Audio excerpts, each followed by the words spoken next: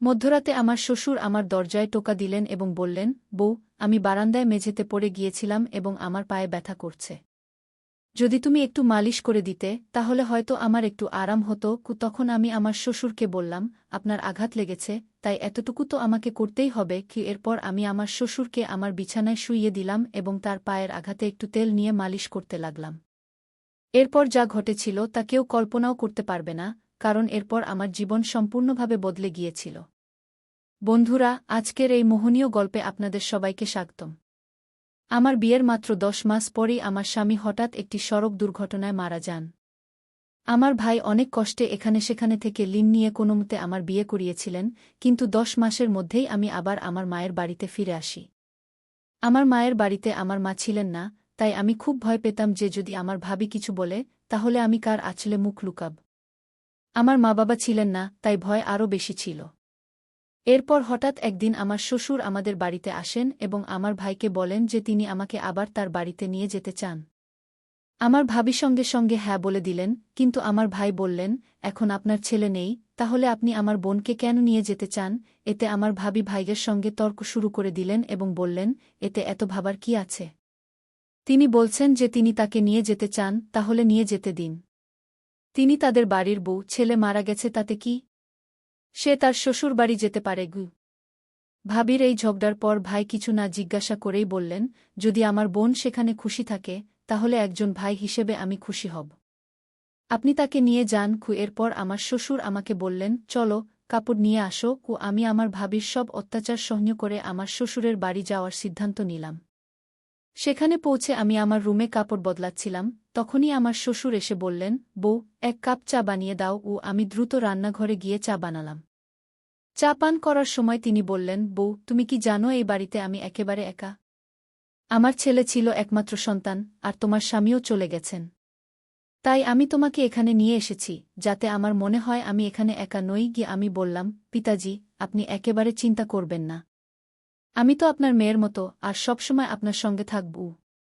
এরপর আমার শ্বশুর বললেন, আমি জানি তুমি আমার সঙ্গে থাকবে, কারণ তোমার ভাবি তোমাকে মায়ের বাড়িতে কখনো শান্তিতে থাকতে দেবে না। এইভাবে কিছু দিন কেটে গেল। 4 মাস পর এক রাতে আমি আমার রুমে ঘুমাচ্ছিলাম, তখন মধ্যরাতে কেউ আমার দরজায় টোকা দিল। আমি বুঝে গেলাম যে এটি আমার শ্বশুরই হবেন, কারণ এই বাড়িতে আমার এবং পিতাজি ছাড়া আর কেউ নেই, আর মধ্যরাতে কে দরজায় টোকা দেবে? আমি ভাবলাম যে হয়তো শ্বশুরজির কিছু দরকার আছে, তাই দরজা খুলে দিলাম। দরজা খুলতেই আমার শ্বশুর আমাকে ধরে ফেললেন এবং বললেন, বউ, আমি বারান্দায় মেঝেতে পড়ে গিয়েছিলাম, মনে হয় আমার পায়ে মোচক। তিনি প্রকাশ করেছিলেন যে তিনি আমার জীবনকে একটি নতুন দিকে ঘুরিয়ে দিয়েছিলেন। তার কথাগুলো আমাকে গভীরভাবে নাড়িয়ে দিয়েছিল। যখনই আমি ঘুমাতে যেতাম তার কথা আমাকে ভাবতে বাধ্য করত। তিনি বলতেন যে আমার সাথে থাকলে তিনি তার একাকিত্ব অনুভব করেন না এবং তিনি চান যে আমরা দুজনেই একটি নতুন জীবন শুরু করি। সেই রাতের কথোপকথনের পর আমি নিজেকে খুবই দ্বিধাগ্রস্ত অবস্থায় পেয়েছিলাম এবং আমার মনে অনেক প্রশ্ন উঠছিল যে এটি কি সঠিক, এটি কি সমাজের নিয়মের বিরুদ্ধে যাবে না? কিন্তু কোথাও না কোথাও আমার মনে এই কথাও ছিল যে সম্ভবত আমার শ্বশুর সত্যিই একাকিত্বের সাথে লড়াই করছেন। অনেক ভেবেচিন্তে আমি তার সাথে কথা বলার সিদ্ধান্ত নিলাম। এক রাতে যখন শ্বশুরজি ঘুমিয়ে পড়েছিলেন, আমি তার ঘরের দরজায় টোকা দিলাম। তিনি দরজা খুলে আমাকে দেখে কিছুটা আশ্চর্য হলেন। আমি ভিতরে গিয়ে বললাম, শ্বশুরজি, আমি আপনার সাথে কিছু গুরুত্বপূর্ণ কথা বলতে চাই। তিনি আমাকে বসতে ইঙ্গিত করলেন এবং গম্ভীরভাবে বললেন, কি হয়েছে বউ, তুমি এত রাতে কেন এসেছ? আমি কিছুটা সাহস জোগাড় করে বললাম, শ্বশুরজি, আমি আপনার প্রস্তাব সম্পর্কে অনেক ভেবেছি। আমি বুঝতে পারছি যে আপনি একাকিত্বের সাথে লড়াই করছেন এবং একজন সঙ্গীর প্রয়োজন অনুভব করছেন। কিন্তু এই সম্পর্কটিকে সমাজের মানুষ মেনে নেবে না। সেই রাতের পর আমি আমার হৃদয়ের অশান্তি শান্ত করার চেষ্টা করেছি। আমি বুঝতে পেরেছিলাম যে শ্বশুরজির ইচ্ছা যদিও তার একাকিত্ব থেকে মুক্তি পাওয়ার ছিল, কিন্তু এই পথে হাঁটা আমাদের উভয়ের জন্যই ভুল হবে। আমাকে আমার জীবনের দিক নির্ধারণ করতে হবে এবং আমি স্থির করলাম যে এখন আমি আমার জীবনের হাল নিজেই ধরব। পরের সকালে আমি আমার ভাইকে ফোন করলাম এবং তার সাথে দেখা করার ইচ্ছা প্রকাশ করলাম। আমি জানতাম যে আমাকে আমার অবস্থা সম্পর্কে তার সাথে কথা বলতে হবে, তা যতই কঠিন হোক না কেন। ভাই আমাকে দেখা করতে বললেন এবং আমি তার সাথে দেখা করার জন্য প্রস্তুত হলাম। যখন আমি মায়ের বাড়িতে পৌঁছালাম, ভাই আমার মুখের উৎকণ্ঠা বুঝতে পারলেন। আমি তাকে সবকিছু বললাম, শ্বশুরজির কথা, তার অনুভূতি এবং আমার মনের বোঝা। ভাইজি আমার কথা মনোযোগ দিয়ে শুনলেন এবং একটি গভীর শ্বাস নিয়ে বললেন, বোন, এটি একটি কঠিন সময়, কিন্তু আমি সবসময় তোমার সাথে আছি। তুমি সঠিক সিদ্ধান্ত নিয়েছ। তুমি তোমার মর্যাদা বজায় রেখেছ এবং তোমার আত্মসম্মানকে আঘাত করতে দাওনি। এখন তোমাকে কি করতে হবে তা তোমার উপর নির্ভর করে। কি তার কথা শুনে আমার মন হালকা হল। আমি ভাইয়াকে বললাম, আমি এখন আমার জীবনকে নতুন করে শুরু করতে চাই।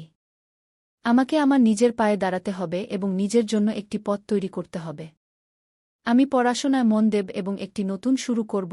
ভাইজি আমার কথার সমর্থন দিলেন এবং বললেন, এটি তোমার জীবন এবং তুমি যে সিদ্ধান্তই নাও, আমি তোমার সাথে আছি।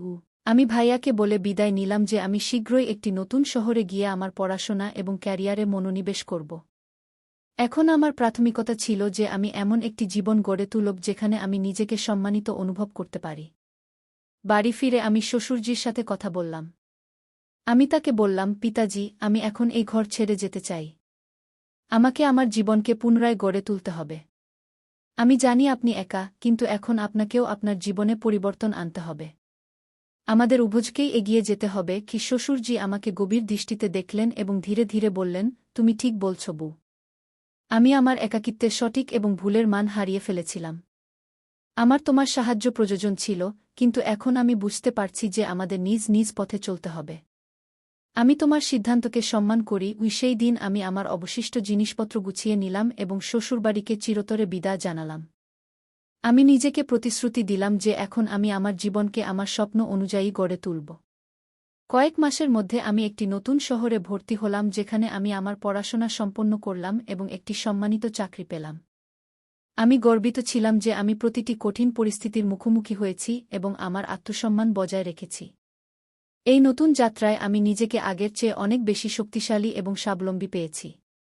আমি উপলব্ধি করেছি যে জীবনে কঠিন সময় আসে, কিন্তু যদি আমরা আমাদের পথে দৃঢ় থাকি এবং সঠিক সিদ্ধান্ত নিই, তবে আমরা একটি নতুন জীবন পেতে পারি, এমন একটি জীবন যা আমাদের আত্মসম্মান এবং স্বাভিমানে ভরা। বন্ধুরা, গল্পটি কেমন লাগলো কমেন্টে অবশ্যই জানাবেন। এমনই মনোমুগ্ধকর গল্প শোনার জন্য চ্যানেলটি সাবস্ক্রাইব করতে ভুলবেন না।